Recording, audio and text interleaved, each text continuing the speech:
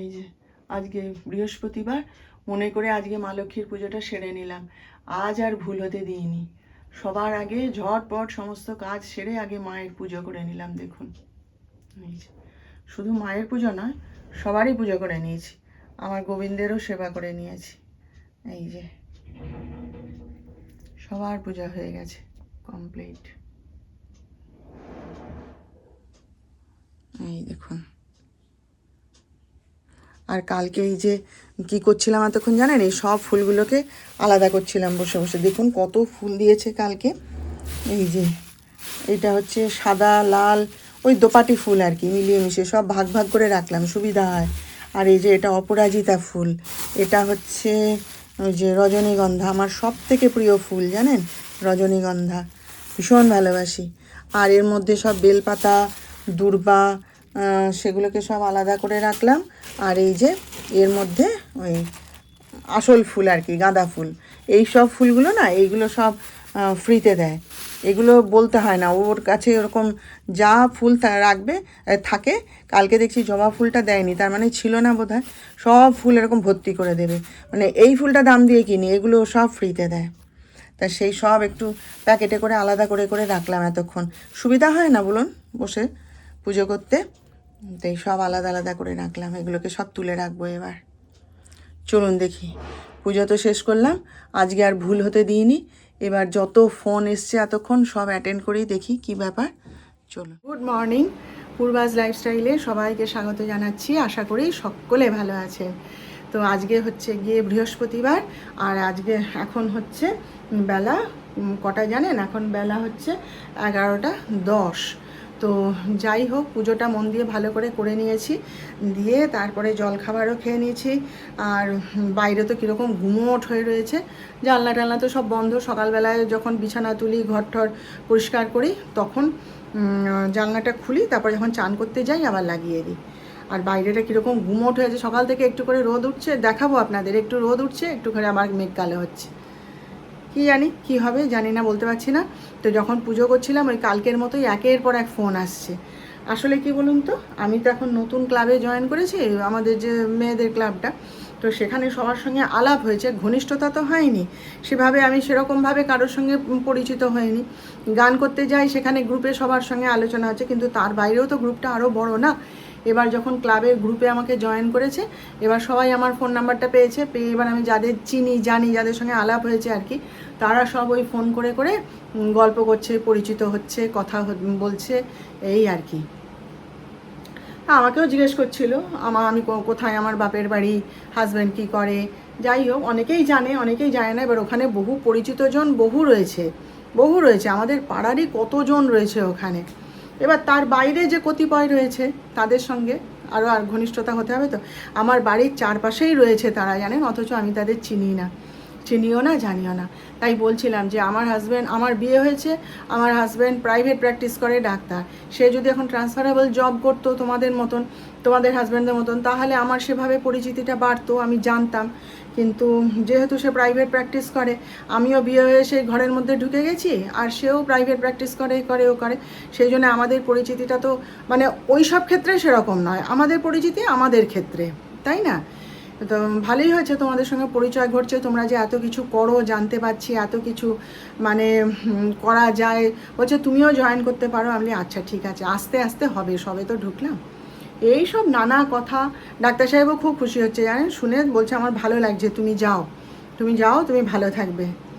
তো সেই সব করছে সকাল থেকে। এবার ফোন করলে সেটাকে তো টাইম দিতে হবে, তাই না? সেই করতে করতে রান্নাটা সারছি আর কি। তো যাই হোক, চলুন শুরু করলাম ভিডিওটা, আপনারা সঙ্গে থাকুন দেখতে। অবস্থাটা দেখুন কীরকম কালো হয়ে এসছে, সকাল থেকে তো একবার কালো হয়ে আসছে, আবার মানে ফটফটে রোদ উঠে যাচ্ছে, দিয়ে আবার এই এখন দেখছি কালো হয়ে গেছে।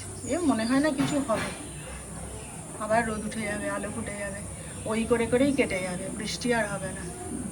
বেশ একটা ধুম ধাড়াক্কা বৃষ্টি হয়, ভালো হয়, তাই না? দেখা যাক কী হয়।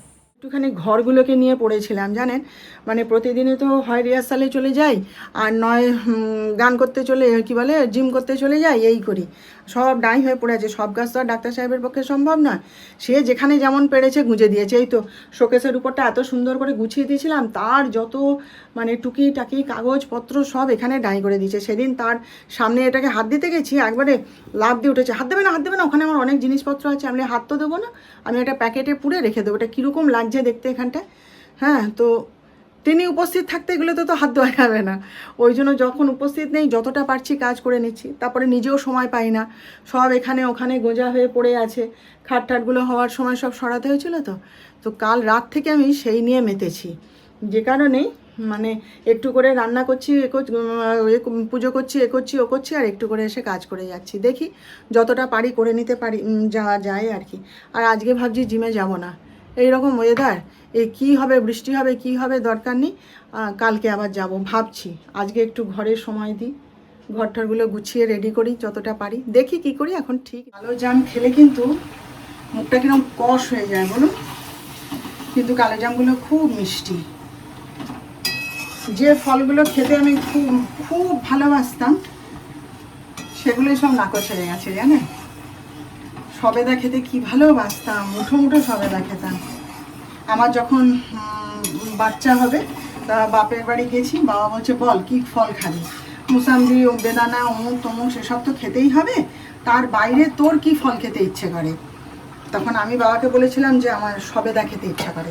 বাবা আমার মুখের দিকে হাঁ করে কিছুক্ষণ তাকিয়ে থেকেছিল, তাকিয়ে থেকে বলেছিল সবেদা, আর কোনো ফল খেতে ইচ্ছা করে না, আপেল অমুক তমুক। আমি না, আমার সবেদা খেতে খুব ভালো লাগে। তো বাবা ওরকম মানে এত এত সবেদা নিয়ে আসতো। মা যদিও খেতে দিত না, বলে পেট ব্যথা করবে, অত সবেদা খাস না। কিন্তু আমার এতটাই প্রিয় ছিল, সেটা তো নাকচ হয়ে গেছে। যাই হোক, কালো জাম, জামরুল এগুলো ভালো লাগে খেতে, তবে প্রিয় নয়। এবার ওই ফলগুলো ছাড়া আমার আর খাওয়ার কোনো ফল নেই। কালকে জানেন সেই লোকটা যার কাছ থেকে কিনে আনলাম, নতুন কালকে বসেছিল আর কি রাস্তার উপরে, তো নিয়ে এলাম, ঠকাইনি। কালো জামগুলো খুব মিষ্টি। তো হঠাৎ আমার মুখের দিকে তাকিয়েছে, দেখি না বাঁ চোখটা মনিটার 4-5 দিন লাল হয়ে এতখানি একদম পুরো রেডিশ হয়েছে, মানে সেই রক্ত জমাট বেঁধে গেলে ওরকম যেমন হয় সেই রকম। তখন আমি এখন তাকিয়েছে যে আমি চমকে গেছি। আমি যে কী হয়েছে তোমার চোখে, বলে যে ওই যে লিচু সব একটা ঝুড়ির মধ্যে লিচু রেখে দিয়েছে, তো সেই লিচুর তো ডাঁটিগুলোকে তো ছাড়াইনি, ওইভাবেই বেঁধে বেঁধে ছড়া বানিয়ে বানিয়ে রেখে দিয়েছে, সেইগুলো নাকি খুঁজে গেছে চোখের মধ্যে। বলি বাবা কী করে গো, বলে আর বৌদি নিয়ে আসছিলাম তখন চোখে ঢুকে গেছে ফট করে। আমি বলি ওষুধ লাগাওনি, বলে একটা আই ড্রপ দিয়েছে কিন্তু কমেনি। আমি আই ড্রপে ওটা কমবে না, ওটা অয়েনমেন্ট লাগাতে হবে আর ওষুধ খেতে হবে, তুমি ভালো ডাক্তারের কাছে যাও দেখাও। আমি চোখে যন্ত্রণা হচ্ছে না, বলে প্রচুর যন্ত্রণা হচ্ছে, এইগুলো বিক্রি করে নিয়ে যাব, বারবার চোখে ড্রপ দিচ্ছি কিন্তু কিছু হচ্ছে না। বাবা কি অবস্থা বলুন, হ্যাঁ, কোথায় যে কি বিপদ লুকিয়ে আছে ভগবান জানে। এখন বাজে হচ্ছে 7:45 প্রায়, জানেন কি তারও বেশি হবে হয়তো। এই মাত্র ফ্রি হলাম। বিকেলবেলায় তো জিমে গেছিলাম, গিয়ে জিম টিম করে সেখান থেকে তো ফিরে এসে আবার ছেলের সাথে বেরিয়েছিলাম। যিশুর কি মাস্ক শেষ হয়ে গেছে, তারপরে আমার টক দইটাও কেনার ছিল, সেটা পেলাম না। আমি ওই আমুলের দইটা খাই আর কি, প্যাকেট যেটা, সেইটা খাই, তো সেটা পেলাম না। তারপরে সেই দিয়ে অন্য একটা যে আমুলের যে দোকানটা আছে সেদিকটায় যাবো বলে বেরোলাম, সে আর যাওয়া হয়নি। দিয়ে আরও টুকটাক কাজকর্ম ছিল, সেসব সেরে টেরে বলে চলো গৌরাঙ্গতে যাব। আমি বলি বাবা এখন গৌরাঙ্গতে যাবি, সে আন্টি আসবে, দেরি হয়ে যাবে, আমার সে বান্ধবীর আসার কথা ছিল। বলে না চলো, কিছু হবে না, আন্টি তো বললো যে সবেমাত্র বাড়ি থেকে বেরিয়েছে, তুমি চলো। বলে সে নিয়ে গেল টানতে টানতে। সেখান থেকে এসে আবার মানে মাঝপথে যখন আমরা, তখন আবার ফোন করছে যে কী গো তোমরা এসে পৌঁছে না, ফোন করছে। দিয়ে আমি আর ফোন আর ধরিনি, কারণ তখন গাড়িতে রয়েছি তো, আর ফোন ধরিনি। তারপরে নামতেই দেখি এসে দরজায় দাঁড়িয়ে আছে। তো এই এতক্ষণ গল্প গুজব আড্ডা এই সমস্ত মেরে টেরে এই গেল। আর সে এক বস্তা বোধহয় জামরুল নিয়ে এসছে, বেগুন নিয়ে এসছে, আম নিয়ে এসছে তার গাছের, সব দেখাবো আপনাদের। এই মুহূর্তে ফ্রি হলাম, মানে কণা যে এসছে রান্না করতে, আমি কণাকে তার জোগাড়ও করে দিতে পারিনি। ও দাঁড়িয়ে দাঁড়িয়ে মানে আমি কোনো রকমের দৌড়ে দৌড়ে জোগাড় করে দিয়েছে, আবার গল্প করতে বসেছিলাম। তো এই আর কি এতক্ষণে ফ্রি হলাম, হয়ে ঘর ঠরগুলো ঝাঁট দিলাম, দিয়ে দেখি আর কি করবো, আজকে দেরি হয়ে গেছে সন্ধ্যা প্রদীপ জ্বালতে। তো ওই প্রদীপটা জ্বেলে দেবো, গোপালকে শয়ন তো দিতে হবে। তো যাচ্ছি, মুখ হাত ধুয়ে আসি, গাটা ধুয়ে আমাকে নামিয়ে দিয়ে আবার যিশু আবার বেরোলো। তো এসে গেছে মনে হয়, উপরে আছে কি জানি না। মোট কথা এখন আর কোনো দিকে তাকাতে চাই না। খিদে প্রচণ্ড পেয়েছিল জানেন তো, যখন জিম থেকে বেরোচ্ছি প্রচণ্ড খিদে পেয়েছিল। কিন্তু ওই যে সেই 1 বোতল জল খেয়েছিলাম, আর তারপর আর কিছু মুখে দেওয়ার সময় পাইনি। যাই হোক চলুন, আবার ডাক্তার সাহেব ফোন করছিল, ধরিনি তখন, ঘরে বন্ধু বসেছিল বলে। তো দেখি একবারে সন্ধ্যা টন্ধা দেখিয়ে গোপালকে শয়ন দিয়ে ধীরে সুস্থে বসে তারপর কনারও রান্না হয়ে যাক, তারপর ডাক্তার সাহেবকে ফোন করব, কথা বলবো। তো যাই হোক চলুন, হ্যাঁ আগে কাজটা আগে সারি, তারপর আবার গল্প হবে আপনাদের সাথে। সন্ধ্যাবেলায় কোথাও থেকেও ফিরে এসে যদি একটু গাটা ধোয়া হয় বা চান করা হয়, দেখবেন কি শান্তি লাগে না। কিচ্ছু না, একটুখানি মাথাটা সামনেটা একটুখানি জলে ভিজিয়ে গায়ে একটু জল ঢেলে নিলে দেখবেন কি শান্তি। আর আমি তো 12 মাস চান করি, আপনারা তো জানেনই। এটি না করে আমি যদি কোনোদিন ভাবছি যে না বাবা আজকে ঠান্ডা আছে, আজকে চান করব না, এমনি একটু মুখ হাত ধুয়ে চলে এলাম, কি অস্বস্তি লাগতে থাকে শরীরে জানেন তো, মানে শরীরের ক্লান্তি মেটে না। যেই একটু সে গরম জল হোক ঠান্ডা জল হোক, যে কালে যে জল হোক দিলাম, ব্যাস অমনি মানে শরীর ঠিক হয়ে যায়। তাই এক্ষুনি যে চান করে পুজো করে এলাম, কি ভালো লাগছে জানেন। চলুন একটু চা বসাই, চা খাবো। যিশু তো খাবে না, সে তো বলে দিল মা আমি দাদাদের সাথে চা খেয়ে এসছি, আমি আর চা খাবো না। তাদের 3 ভাইয়ের ব্যাপার আলাদা, বুঝলেন, তাদের সঙ্গে কি আর আমাদের মেলে বলুন। তারা যখন তখন বাইক নিয়ে বেরিয়ে যাচ্ছে, 3 জনে কাজ থেকে ফিরছে হই হই করে, তখন খাওয়া দাওয়া করে তাদের সব কত রকম চা খাওয়ার জায়গা আছে, সব নাম শুনি তো। আজ এখানে গেছিলাম, কাল ওখানে গেছিলাম, পরশু সেখানে গেছিলাম, তাদের সব অনেক জায়গা। তারা তার আছে নিজেদের মনে, আমি আমার একটু চা তো খাই আগে। চাটা মানে চাটা কি বলুন তো, সন্ধ্যা হলেই কেমন চা চা করতে থাকে। আর বিকেলবেলায় যেদিন ঘরে থাকি সেদিন লিকার চা খাই, কিন্তু আজকে ঘরে ছিলাম না, সময় পাইনি। আর ওসব লিকার চাটা খেয়ে জিম করতে যাওয়া যায় না, অস্বস্তি লাগে শরীরে। ওই জন্য এসে পরে মানে যেই কাজ টাজগুলো মিটে যায় তখন মনে হয় কখন একটু চা খাবো। হচ্ছে আজকে এই যে গৌরাঙ্গতে গেছিলাম, ও তো তার কি সব পিৎজা না প্যাটিস না কি সব কিনেছে, আর আমি এই দুটো আবার নিয়ে এসেছি। দেখুন এই চিড়ে ভাজাটা খেতে এত ভালো লাগে না, আমি এটাই এখন খাবো জল খাবারে। এটা আরও প্যাকেট যদি থাকতো, আমি নিয়ে কৌটো থাকতো ডাব্বা আমি নিয়ে আসতাম, কিন্তু এটা একটাই মাত্র ছিল। আর এটা প্রচুর সেল হয়, আর এটা খেতে আমার খুব ভালো লাগে জানেন, হালকা তেলে ভাজে তো। আর এগুলো আমি জিজ্ঞেস করেছি যে এগুলো কি আলু রে ভাই, আলু ভাজা? বলছে না না বৌদি, এগুলো বেসন।